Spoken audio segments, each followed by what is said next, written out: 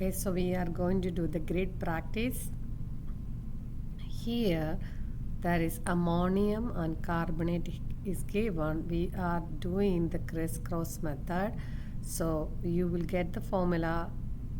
The charge of carbonate is 2, so that will be NH4. We need 2 NH4, so I'm going to write that inside a parenthesis and outside 2, and then CO3. How many carbonate we need? Just 1. And the name of that compound is ammonium carbonate. Okay, and next one I'm going to do this one. It is cobalt CO2 plus and NO3 minus. When you do the crisscross, you will get just 1 cobalt needed. And how many nitrate needed? 2. So I will place that inside the parenthesis and outside 2. For writing the name, it is cobalt. Since it is a transition metal, so this one is a transition metal. So erase it. Since this is a transition metal with a variable oxidation state, you have to write the oxidation state or charges in parentheses. So it is cobalt 2. This 2, that's the charge is given there, cobalt 2 nitrate. Okay, let's do this one. It is between silver Ag plus 1 and PO4, 3 minus.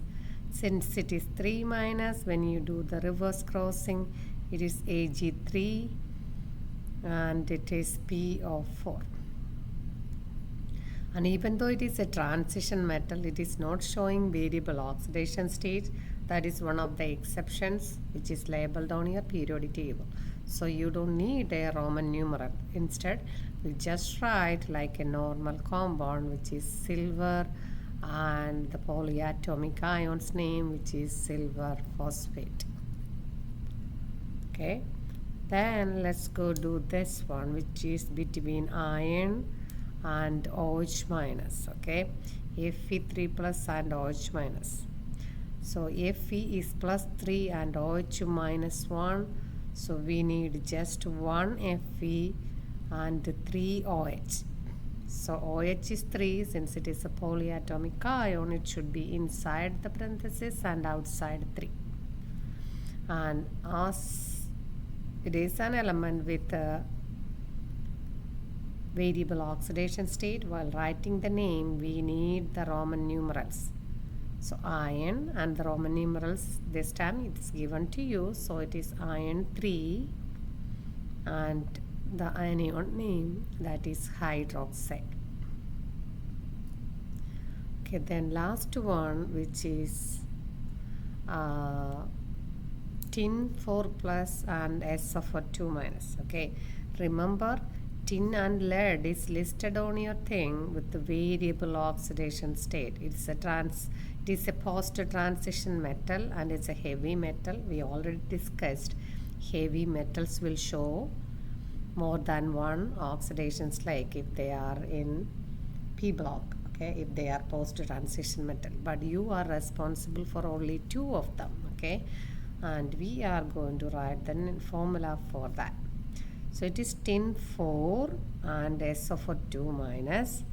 As I'm gonna write, it will be tin 2 SO4 4 times. But since these are the reducible number, we are going to reduce this to, and we'll get,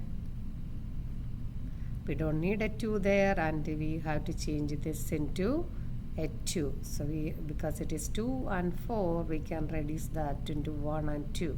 So this will be this.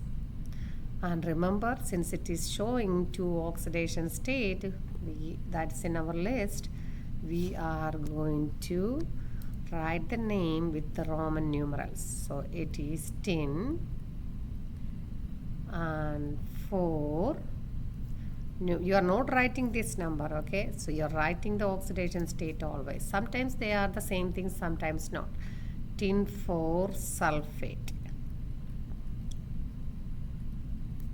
Okay, now you have to finish all the questions on the back and front, and this is your practice number 3. And there is an half sheet also here in class. You have to finish that by next class.